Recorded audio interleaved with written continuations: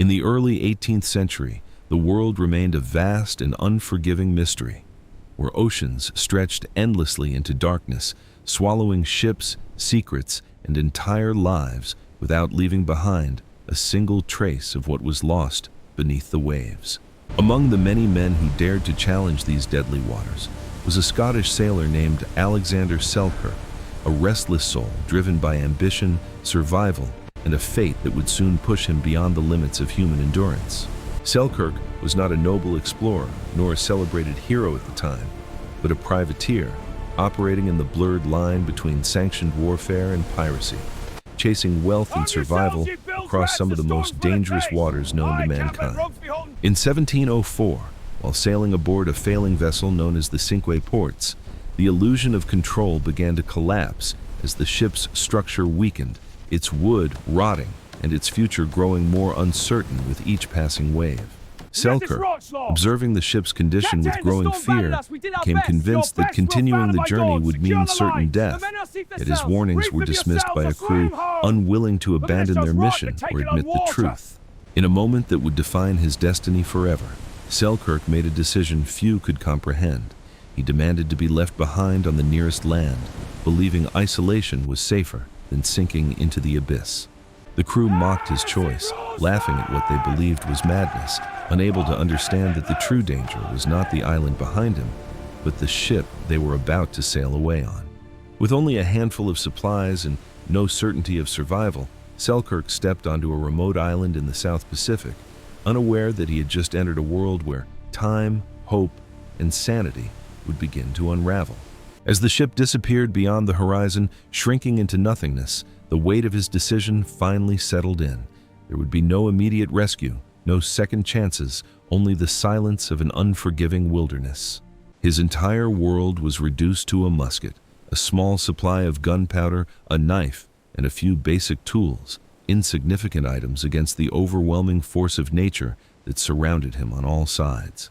What appeared to be a peaceful island at first glance slowly revealed its true nature, a place of both life and death, where every sound, every movement, and every shadow carried a hidden threat. This was no ordinary survival story. It was the beginning of a psychological battle, where isolation would begin to erode the very essence of what it meant to be human.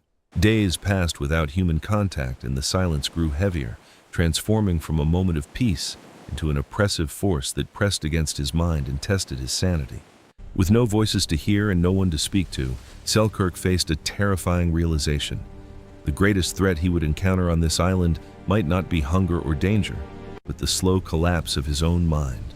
And so, what began as a desperate choice for survival became something far greater. A 1,583-day descent into isolation that would redefine human endurance and leave behind a story the world would almost forget. The first night on the island did not bring rest. It brought cold, unfamiliar sounds, and the crushing realization that survival was no longer a choice, but an immediate and relentless necessity. With no shelter and no fire, Selkirk was exposed to the elements, forced to endure the biting cold and the deafening silence that made every distant sound feel like a threat closing in. Morning did not bring comfort. It revealed the harsh truth of his situation, a vast island with no signs of human life, no rescue, and no clear path to survival. Hunger quickly became his first enemy, an invisible force that grew stronger with each passing hour, reminding him that without food, his survival would be painfully short. At first, he relied on what little he could find, wild plants, shellfish along the shore, but it was never enough to satisfy the growing demands of his body. Soon, Selkirk realized that true survival required something more dangerous. He would need to hunt, to adapt, and to confront the island on its own terms. The island was home to wild goats, fast and alert, offering both hope and challenge, forcing him to push his physical limits in a fight for food. At first, he failed repeatedly, falling, missing, exhausting himself. But each failure brought him closer to understanding the rhythm of the land. Eventually, persistence overcame weakness, and Selkirk succeeded in capturing his first meal, marking a critical turning point between starvation and survival. Fire became his next challenge, a fragile lifeline that meant warmth, protection, and the ability to cook, but without it, the island remained a hostile and unforgiving place. After countless attempts, frustration, and near failure, a small flame finally emerged, transforming not just his environment, but his sense of control over the unknown. With food and fire secured, Selkirk began constructing shelter, using whatever the island provided, slowly carving out a fragile sense of safety in an unpredictable world.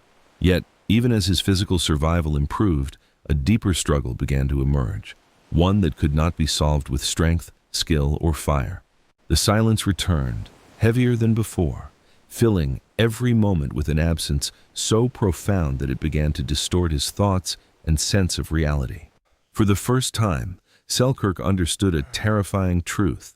Surviving the island was not just about staying alive, but about resisting the slow descent into madness. As the days stretched into months, time itself began to lose meaning, dissolving into an endless cycle where sunrise and sunset were no longer markers of progress, but reminders of how long he had been alone.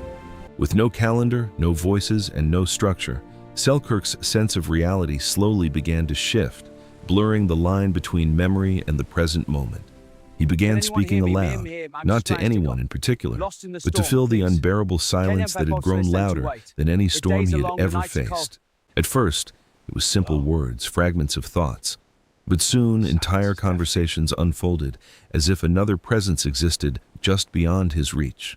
The human mind, deprived of connection, began creating its own reality, one where loneliness was replaced by imagined companionship. Selkirk started revisiting memories from his past, replaying moments again and again, as if trying to hold on to the identity he once knew. But memory, like time, became unstable. Faces blurred, voices faded, and details slipped away, leaving behind fragments that felt both familiar and distant. In the absence of society, he began to change, not just in behavior, but in instinct, adapting to the island in ways that distanced him from humanity itself. His senses sharpened, his movements became faster, and his dependence on tools began to fade as he relied more on instinct than learned skill. Over time, Selkirk stopped fearing the island, because he had begun to belong to it, blending into its rhythms, its dangers, and its silent rules. But this transformation came with a cost. The more he adapted to survive, the further he drifted from the man he once was. Language itself began to fade, unused and unnecessary, as thoughts became quieter and communication turned inward.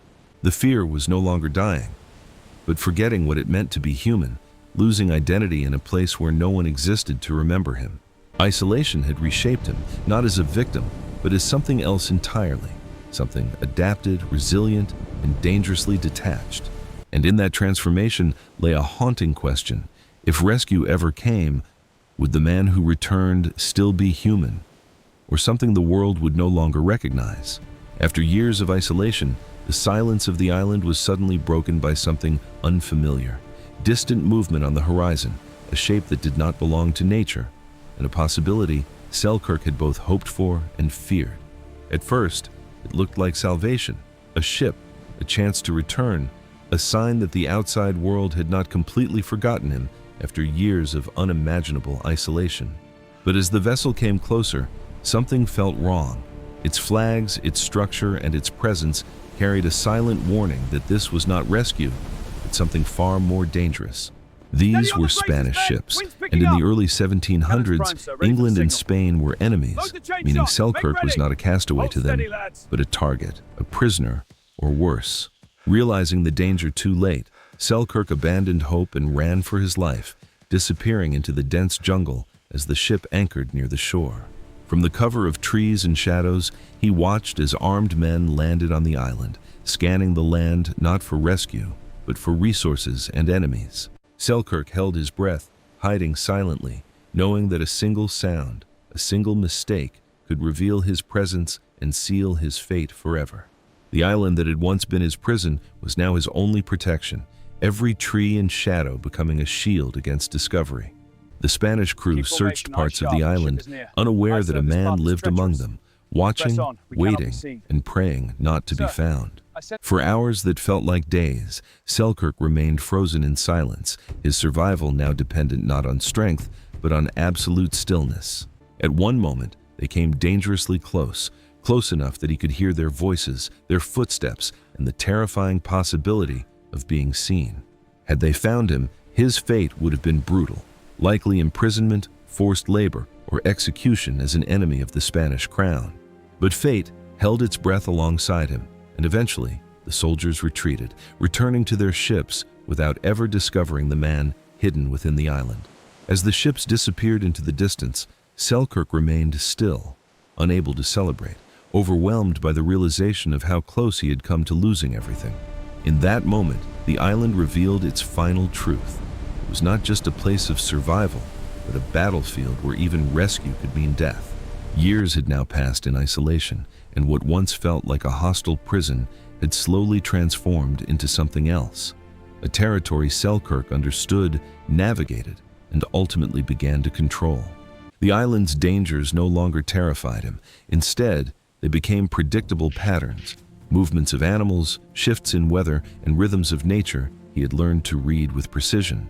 Selkirk had built multiple shelters across the island, each serving a purpose, creating not just safety, but a structured life in a place once defined by chaos. His diet had evolved beyond desperation, becoming consistent and reliable as he hunted goats with speed and precision that rivaled the predators of the island itself. Without realizing it, Selkirk's body had changed, stronger, faster, and more resilient than before, shaped entirely by survival and the demands of his environment. Even his clothing had transformed, crafted from animal skins, turning him into a figure that no longer resembled the sailor who once stepped onto the island. Fire was no longer a struggle, but a mastered skill, maintained effortlessly as part of his daily routine, symbolizing control over one of nature's most powerful elements. Selkirk no longer counted days, because time had lost its importance. His life was now measured by survival, movement, and the changing patterns of the island itself. The fear of death had been replaced by something unexpected, a strange sense of ownership, as though the island itself had accepted him as one of its own. Yet beneath this transformation, a deeper truth remained hidden. While he had adapted to the island, he had also drifted further away from the world he once belonged to. His voice, rarely used, sounded unfamiliar even to himself, as language became something distant, almost unnecessary in a life without human interaction. Memories of civilization still existed, but they felt like fragments of another life, blurred, fading, and increasingly difficult to hold on to.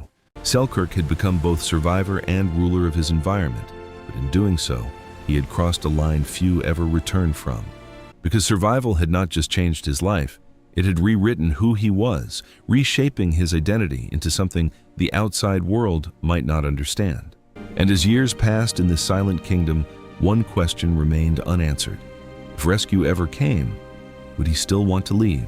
After more than 4 years of isolation, when hope had long faded into routine, the horizon once again revealed something impossible. A ship, distant and silent, cutting through the endless ocean toward the island. This time, Selkirk did not react with immediate hope or fear. Instead, he watched carefully, shaped by experience, knowing that not every ship meant salvation.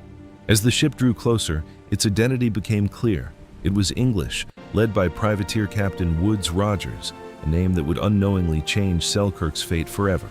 For the first time in years, Selkirk stepped out of hiding, emerging from the wilderness not as the man who had arrived, but as something shaped entirely by survival.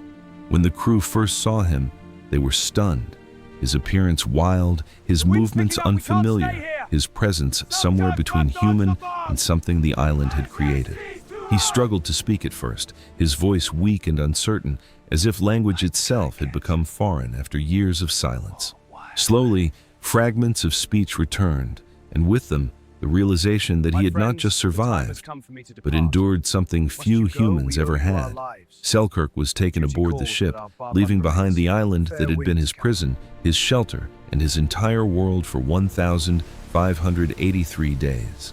But as the island faded into the distance, something unexpected happened. He did not feel pure relief, but a strange emptiness, as if he were leaving a part of himself behind. Back among people, Selkirk struggled to readjust. Crowds felt overwhelming, noise unbearable, and the structured world of society strangely unnatural. The man who had once feared isolation now found himself disconnected from humanity, as though the island had permanently rewritten how he experienced the world. His story would later inspire literature, most famously influencing Daniel Defoe and the creation of Robinson Crusoe. But the reality was far darker than fiction ever portrayed. Because unlike the stories told to the world, Selkirk's survival was not just an adventure. It was a psychological transformation that left invisible scars long after his rescue. He had proven that a human could survive extreme isolation, but at a cost few could truly understand, losing a part of himself that could never fully return. And in the end, the greatest mystery was not how Alexander Selkirk survived 1,583 days alone, but whether he ever truly escaped the island at all.